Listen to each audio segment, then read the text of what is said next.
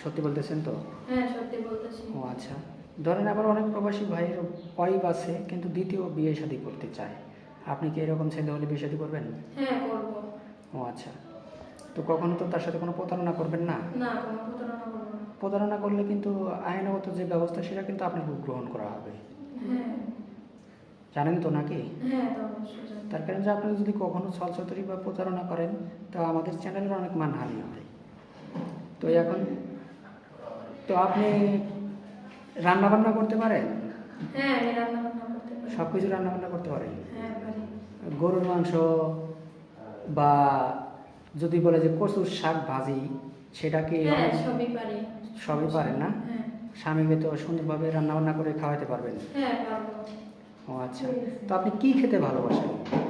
আমি মানে যা পাই তাই খাই আর কি, সবই ভালোবাসি। ও ভালোবাসেন সবই, তারপরে একটা ই আছে না যে আমার এই গরুর মাংসটা পছন্দ বা ইলিশ মাছ পছন্দ? মানে সেটা আশা করে আমাদের লাভ নাই, কিন্তু আমরা গরিব মানুষ, মাসে একবার জুটলে জোটে, না জুটলে নাই।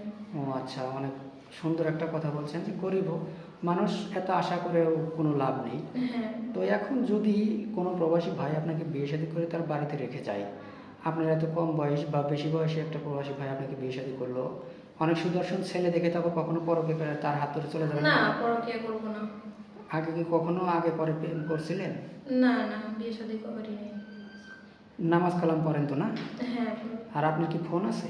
না, আমার মোবাইল ফোন নাই। ও আচ্ছা, কারো জীবন কাহিনী 2-4-5 মিনিটে শেষ করা যায় না। তো ভালো থাকবেন, সুস্থ থাকবেন, আল্লাহ।